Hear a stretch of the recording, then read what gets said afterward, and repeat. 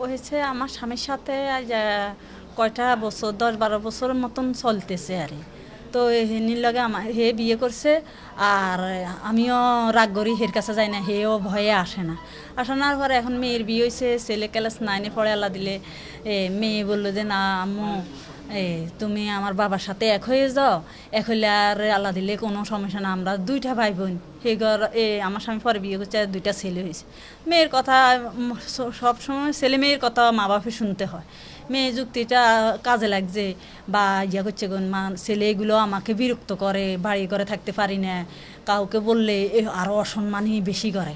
তো এই এক সময় এদের মা বাবার কাছে বিচার দিছি আমি, কেউ এরা হলো আমার ছোট ভাইয়ের মতন, এরা দেন আমাকে বিরক্ত করে, আপনার একটা ডাক দোয়াই দিই। এই কথার পরে হেরা দেন এসবগুলো মনে ভিতরে এত কিছুদিন ইয়ে করছে, এটা আর আমি স্যার বলতে পারি না কইতে। হ্যাঁ ওদিনকার ঘটনা হয়েছে। তো আমার স্বামী আইসে আর কি আর দেরি হয় না, এরা কথুন মৌমাছির মতন লাগে যেন ঘর দরজা ভাঙি ঘরে ঢুকি। দেখছেন যা কি আর বলুম, আমার বলার কোনো মুখে আর কোনো কথা নাই যে বলবো আপনি করে একটা কথা। এই অবস্থা করলো আর এই অবস্থা। হ্যাঁ এটা হেরা বলছে যদি মেম্বারের কাছে যায় বা থানা থায় এসবগুলো তো চিনি না, তারপরও একজনের লই দিয়াম এইগুলো আমার ছাড়ি দিব। তা আমি কই এগুলো কি রেখে যা করছ তালা লইছে যা তোরা সমাজে দিস না, আমার মেয়েটার বিয়ে হয়েছে এগুলো ছাড়িস না, কারণ না আমরা ইয়ে করে দিছি, ডিলিট করে দিছি। আর আমি আর ভয়ে আর কারণ আর শরীর অসুস্থ ছিল। 3-4 দিন পরে মেম্বারের কাছে বলছি, মেম্বারে কি করতেছ বিচারছ না কেস। আমি দিন 10 টাকা খরচ করুম, আমার ওই সমর্থ নাই। আর যদি ওরা বলছে যদি যাই হেলে কোন সময় আমার হবে এক পর্ব করছে কি বলে 2 পর্ব চেহারারা কয়। এ কথা বলার পরে তো কম কী করতে পারে, আমি আপনি একটু তদন্ত করিয়েন যে আমার যদি ভবিষ্যতে আমি মরিও যাই তাদের হাতে বা নিজে আত্মহত্যা করি, তারপরে আপনি মনে করবেন তো না আমরা খারাপ, নারীরা খারাপ তাই আত্মহত্যা করছে। আপনি শুধু তদন্ত করিন আর এই ছবিগুলো দেখিন।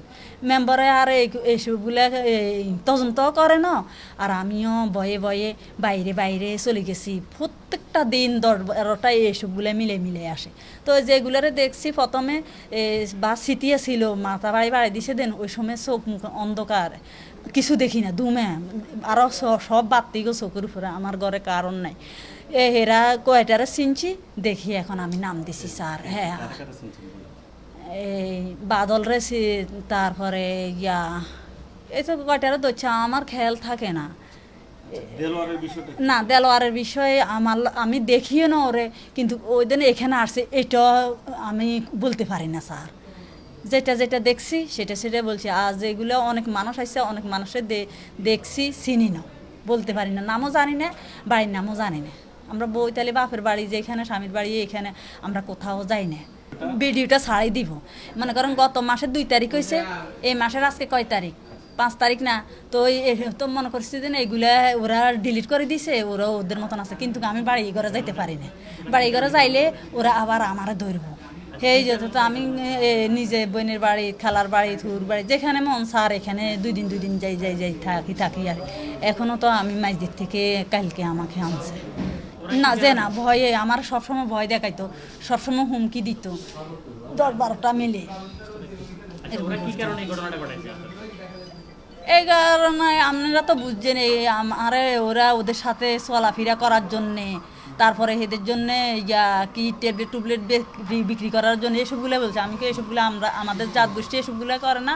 আল্লাহ যেভাবে আমরা আল্লাহর প্রতি অনেক ভালোবাসা আছে, বিশ্বাস আছে, আল্লাহকে বিশ্বাস করি, আমরা মুসলমান, ওই ধরনের হারাম খাইতে রাজি নেই।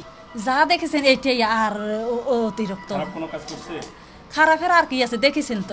হ্যাঁ হ্যাঁ হ্যাঁ হ্যাঁ আমি ছেলে এইগুলারে চাই, এদের মৃত্যু ন যাবার জীবন যায় লোক, আমার এটাই অনুরোধ, আর কিছু না।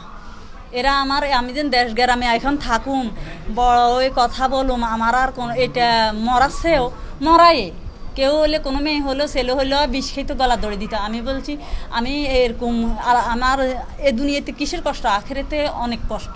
আমি আখেরাতের কামাই চাই, আমার জন্য যদি কেউ থাকে ভালো একদিন প্রতিবাদ করবে। এখন আল্লাহর রহমতে আমার জন্য সরকারে লড়তেছে, আমার 2টা টাকা খরচ এরাই দেখতেছে, আমি এটাই আল্লাহর কাছে সবর। আর শুধু এটাই চাই ছেলেগুলোর মৃত্যু আর না তো যাবার জীবন জেল। আপনারা এই দুইটা জিনিস যদি করেন, মা বোন আপনাকে নারী হয়েছে মায়ের জাত, এটাই সম্মান দিবেন আপনার কাছে।